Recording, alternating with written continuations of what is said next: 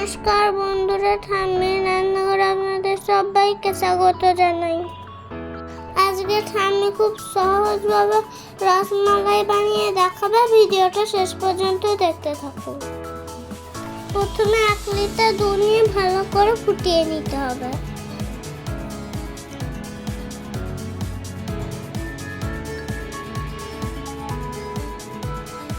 মাঝে মাঝে দুধটা নাড়িয়ে দিতে হবে যাতে নিচের দিকটা না ধরে যায়।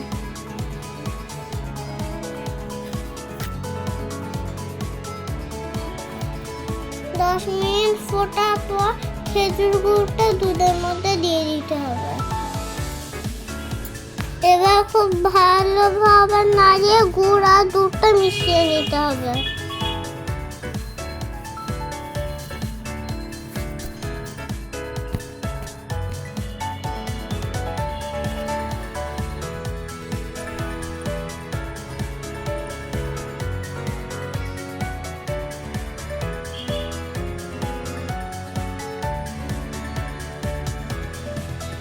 স্বাদ মতো চিনি দিয়ে দিতে হবে, দিয়ে ভালোভাবে নাড়িয়ে নিতে হবে।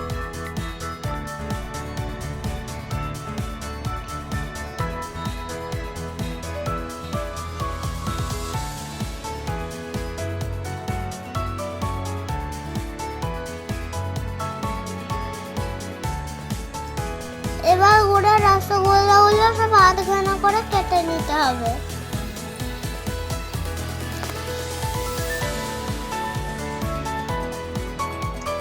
দুধটা খুব ভালোভাবে ফুটে গেছে।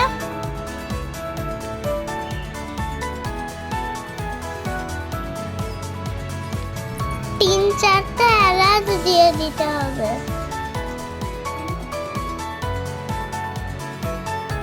এবার কেটে রাখা রসগোল্লাগুলো দুধের মধ্যে দিয়ে দিতে হবে।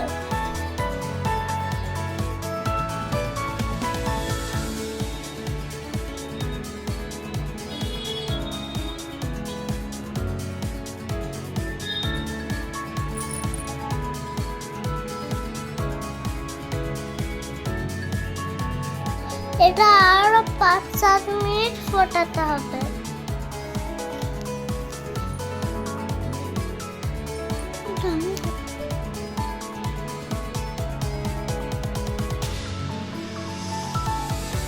মিষ্টি মিষ্টি রসমালাই রেডি।